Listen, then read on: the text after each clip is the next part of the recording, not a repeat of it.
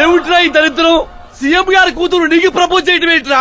ఏ అబద్ధాలు చెప్పి పడేశావురా అమ్మాయిని? అబద్ధాలు చెప్పలేదు వర్జన, అన్ని నిజాలే చెప్పాను. పడిపోయింది. శాస్త్రి గారు మీరు అలా చేయకూడదండి. ఒరేయ్ నీకు దండం పెడతానురా, నీ ఫ్యూచర్ ప్లాన్ ఏంటో చెప్పరా. ఫ్యూచర్ ని ప్లాన్ చేయకూడదు శాస్త్రి గారు, ఎంజాయ్ చేయాలి. ఎంజాయా? దీని అబ్బా జీవితం బ్రహ్మచర్యమా నా బ్రహ్మచర్యమా? శాస్త్రాలని 50 ఏళ్లుగా బ్రహ్మచర్యంతో స్త్రీలను పక్కన పెట్టానురా. నా గెలిట నేనే తిప్పుకున్నాను రా. ఇంకెందుకురా ఈ జీవితం? ఇంకెందుకురా ఈ దండ? శాస్త్రి గారు, ఇంకెందుకురా ఈ పంట?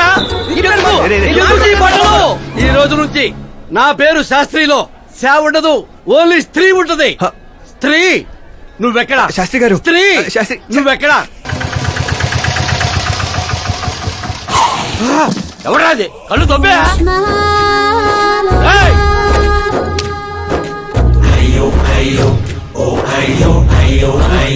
సిద్ధప్ప గారు మీరా? నేనేనయ్యా పంతులు. అయ్యో, రాజధాని కోసం భూమిని కోల్పోయి రైతులాగా ఎలా అయిపోయారేంటండి? ఏం చెప్పమంటారు పంతులు గారు, వాడిచ్చిన షాక్ కి అన్నయ్య ఇంట్లోంచి గెంటేశాడు. దేవుడా! అందుకే పగటిపూట వాటర్ క్యాన్లు వేసుకుంటూ రాత్రులు అమీర్పేటలో ఇడ్లీలు వేసుకుంటున్నాను. మరి ఫ్యామిలీ అండి? నా పిల్లమేమో పొట్లాలు కడుతుంది, పిల్లలేమో చట్నీలు వేస్తున్నారు. హతవిధి. పంతులు గారు, మా హోటల్లో చట్నీ బాగుంటుందో ఒకసారి ట్రై చేస్తారా? ఏమిటండి మీకు ఈ కర్మ? నేను అప్పటికీ చెప్తూనే ఉన్నాను ఇది రియల్ స్టోరీ సిద్ధప్ప గారు అని. నా మాట విన్నారా? వినకుండా ఇలా చిటికలేసుకుంటూ ఇది నా వంటి స్టోరీ, నాకు నచ్చిన స్టోరీ అని రెచ్చిపోయారు. అయినా ఏమిటి దరిద్రం? ఊరెళ్ళిపోవచ్చు కదా. ఊరుసుకుతున్న గేదెలా తయారయ్యావు, ఇంకా నీకు బుద్ధి రాలా? ఒకసారి హీరో అవుతామని ఊరు వదిలొచ్చాక ఏ ముఖం పెట్టుకుని నడమంటావు, ఎలా నడమంటావు? పంతులు గారు, టాలీవుడ్ మనకి చాలా ఇచ్చింది, మనం కూడా ఎంతో కొంత తిరిగి ఇవ్వాలి కదా, లేకపోతే లావ్ అయిపోతాం. అంటే ఇండస్ట్రీని దత్తత తీసుకున్నట్టేనా?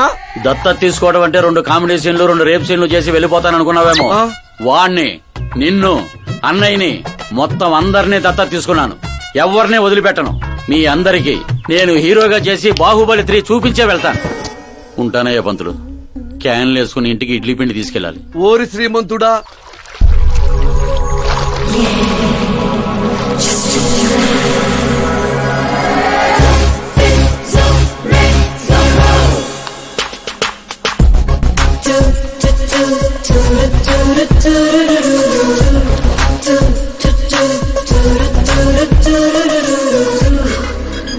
హే మీరా, హాయ్. 1 minute. యా.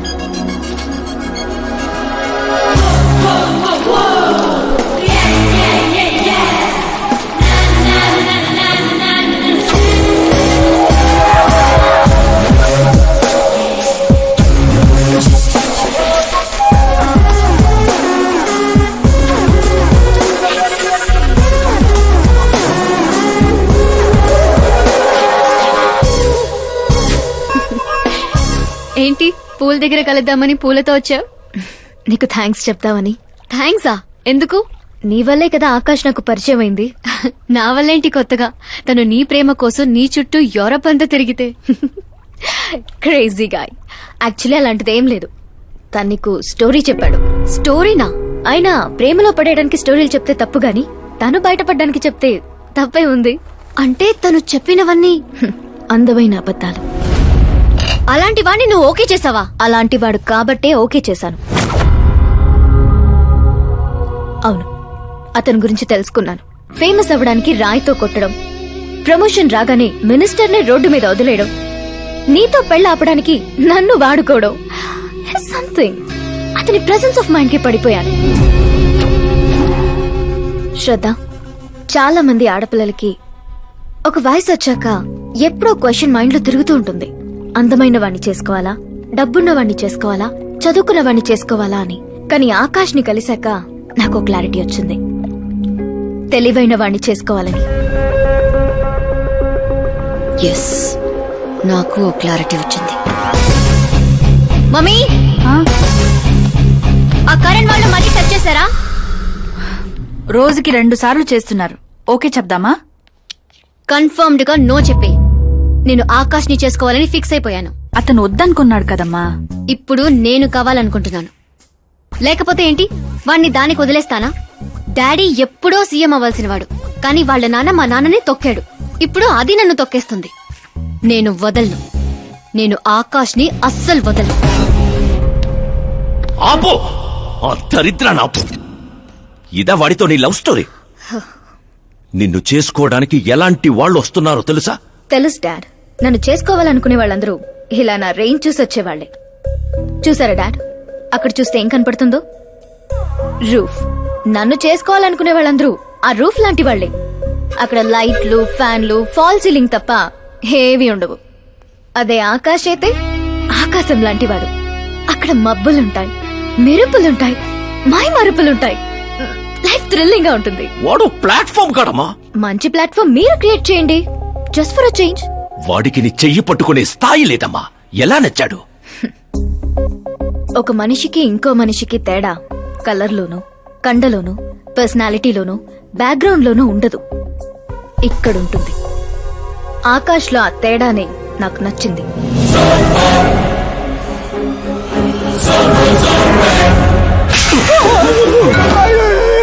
ఏంటి సార్ నన్ను కొడతారు?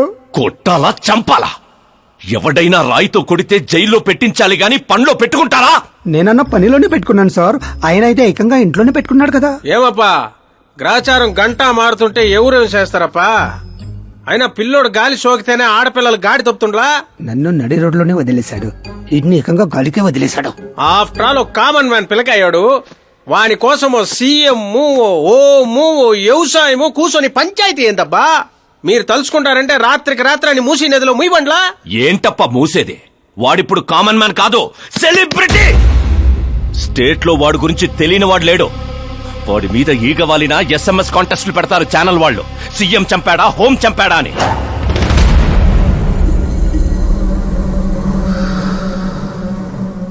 వాడిని తెలివిగా తప్పించాలి. సుబ్రహ్మణ్యం సార్, శాస్త్రికి ఫోన్ చేయి. Hi, I'm Arjun, still virgin. ఆ ఎక్స్ప్రెషన్ మారుద్దామని ఇక్కడికి వచ్చాను. I want young young chick. పద, నీ ఏజ్ ఎంత? ఇక్కడికొచ్చి రేట్ ఎంత అని అడగాలి, ఏజ్ ఎంత అని కాదు.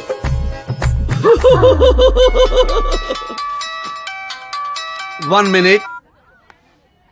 హలో, ఎక్కడయ్యా శాస్త్రి? నేను మోక్ష మార్గం వెతుక్కుంటున్నాను సార్. అర్జెంటుగా గెస్ట్ హౌస్ కి రా. లేదు సార్, నేను రాలేను సార్. నేను పౌరహిత్యమే వదిలేశాను సార్. నీకేమైనా పిచ్చా? జరిగిన దాంట్లో నీ తప్పే ఉంది. ఓరి పిచ్చి సన్నాసి, వీడికి ఎలా అర్థమైందా? లేదు సార్, శాస్త్రం నా కొంప ముచ్చాయి. 5 minutes లో ఇక్కడ ఉండాలి, లేదంటే టాస్క్ ఫోర్స్ నీ దగ్గర ఉంటారు. అయిపోయారు సార్. ఏంట్రా నువ్వు ఆగేది? ఫ్యాక్ట్ సార్, అక్కడ శుక్రుడు చక్రం తిప్పుతున్నాడు. మనం ఏ దశలో ఉన్నా సరే మనల్ని శని దశలోకి నెట్టేస్తాడు. వాడితో పెట్టుకుంటే యాసిడ్ తో హెడ్ బాత్ చేసినట్టే సార్. అలాంటి జాతకం నాకు తప్ప ఇంకెవరికీ లేదనేవాడివి. అలాగే అనుకుంటాం సార్. సౌత్ లో సూపర్ స్టార్ రజనీకాంత్ ని మించిన వాళ్ళు లేడనుకున్నాం కదా, కానీ పవర్ స్టార్ పవన్ కళ్యాణ్ రాలా. వీడు అంతే సార్. వీడి జాతకం దేవుడు రాసింది కాదు, వాడికి వాడే రాసుకున్నాడు. వాడి పవర్ కంట్రోల్ చేయడానికి మీ మ్యాన్ పవర్ సరిపోదు.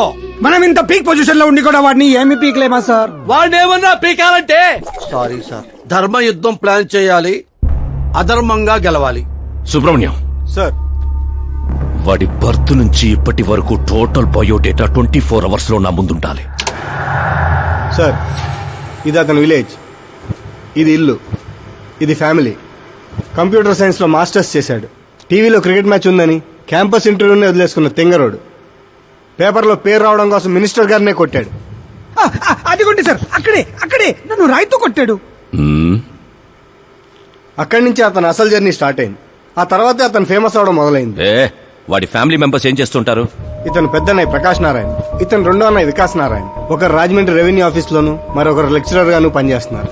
వీళ్ళు వదినులు, వాళ్ళ పిల్లలు. ఈవిడ తల్లి సరస్వతీదేవి, ఇతను తండ్రి జయనారాయణ.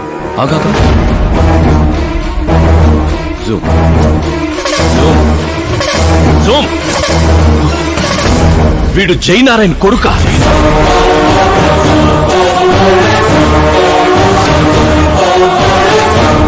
అవును సార్, మన ఆత్రేయపురం జయనారాయణ కొడుకండి. వీడు నా జీవితంలోకి వచ్చింది ప్రేమ కోసం కాదు, ప్రేమ కోసం కాదు, ప్రేమ కోసం కాదు.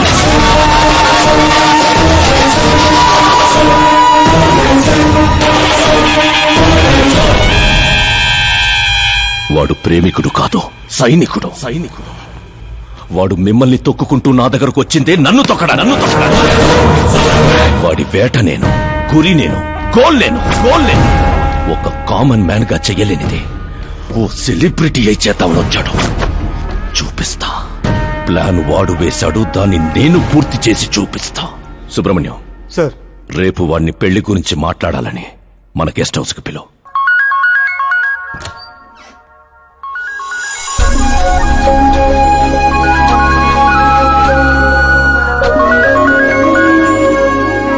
హలో. మీరా గారు, సీఎం గారు షాక్ ఇచ్చారు. ఇంతకు ముందే సుబ్రహ్మణ్యం గారు ఫోన్ వచ్చింది. పెళ్లి గురించి మాట్లాడడానికి రేపు మార్నింగ్ 9 గంటలకల్లా గెస్ట్ హౌస్ కి రమ్మన్నారు. What? I just can't believe this. Dad అంత ఈజీగా ఒప్పుకున్నారా? దీన్ని మనం సెలబ్రేట్ చేసుకోవాలి. No no no, I just had a shower. కోడ దగ్గర వచ్చామంటావా? ఓకే. అవును, నీ స్కిన్ ఏంటి అంత తెల్లగా ఉంటుంది? దేని పెట్టుతావుతో? సీక్రెట్. బ్యూటీ టిప్స్ చెప్పరు. అబ్బో. షవర్ ఏ షాంపూతో చేస్తావు? అదొదిలే, నువ్వేం వాడతావు? నేను మాత్రం నువ్వు పరిచయం దగ్గర నుంచి మీరా షాంపూతోనే తల రుద్దేసుకుంటున్నాను. ఫ్రీజ్. ఏమైంది? మంజీరా వాటర్ మంచం ముచ్చంలా నీ హెయిర్ పై ఎలా ఉందో చూడు. ఇప్పుడు అది స్లోగా నేనున్నటి నుదుటిపైకి వచ్చి చెక్కినట్టున్న ముక్కు పై నుంచి అలా పెదాలపైకి దూకి అందమైన మెడ పైనుంచి కిందకి జారి ఒక్కసారిగా మధ్యలో దూరి ఊపిరాడక సర్రమని అలా అక్కడికి జారిపోయింది. జాతకం రానిది శుక్రమహాదశ. ఆగండి. నువ్వు ఎవరిని ఆపుతున్నావో తెలుసా? ఇంటికి కాబోయే అల్లుడిని. ఇక్కడ అల్లుడు అయ్యా కూడా చెక్ చేస్తారు. ఓ అబ్బాయి, లోపల ఎవరన్నా ఎన్కౌంటర్ స్పెషలిస్ట్ ఉన్నారా? జనరల్ గా ఇక్కడ అలాంటి వాళ్ళే ఉంటారు. ఏ హాస్యం, కామెడీ భలే ఉన్నారా ఇద్దరు.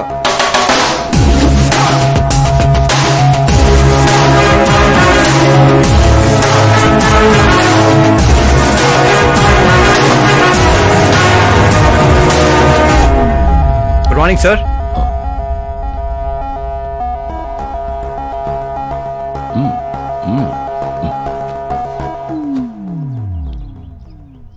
మీ ఊరేదే? ఆత్రిపురం అండి. మీ నాన్న పేరేంటి? జయనారాయణ సార్. ఏం చేస్తుంటాడు? లేరండి, పోయారు. ఎలా? మా ఊరి ప్రెసిడెంట్ గా ఉండేవారు. పేదవాళ్ళకి చిన్న చిన్న జబ్బులకు చేప ప్రసాదం ఇచ్చేవారు. ఓ సంవత్సరం ఆ మందు వికటించి చాలా మంది చనిపోయారు.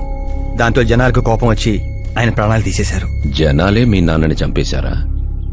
ఎందుకు సార్, చిన్నప్పుడు ఎప్పుడో జరిగిన విషయాలు ఇప్పుడు గుర్తు చేసి బాధ పెడతారు. పెళ్లి విషయాలు మాట్లాడదామని పిలిపించారు. ఆ విషయం మాట్లాడుకుందాం. అంటే నిజంగా మీ ఊరి ప్రజలే మీ నాన్నని చంపేశారా? అవును సార్.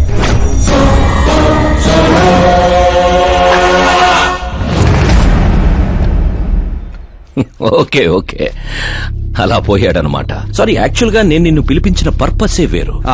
కానీ ఇప్పుడే నాకు క్లారిటీ వచ్చింది. అందుకే నిన్ను చంపకుండా వదిలేస్తున్నా.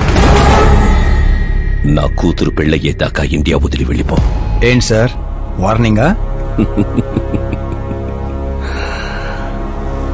ఆర్డర్.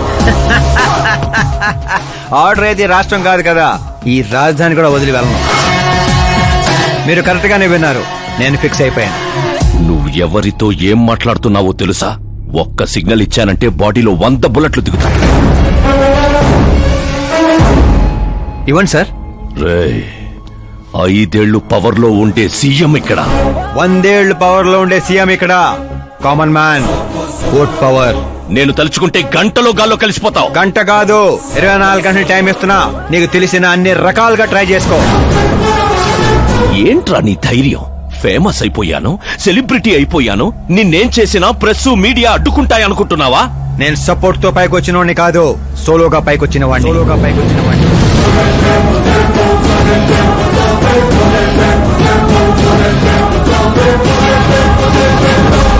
ఏంట్రా ఇది? Suicide note. నా చావుకి నేనే కారణం అని సంతకం పెట్టించాను. మనుషుల్నే వాడతావో, మారణాయుధాలనే వాడతావో, తెలివినే వాడతావో, టెక్నాలజీనే వాడతావో, నీ ఇష్టం. 24 hours సీఎం వర్సెస్ సీఎం. చంపేసుకో.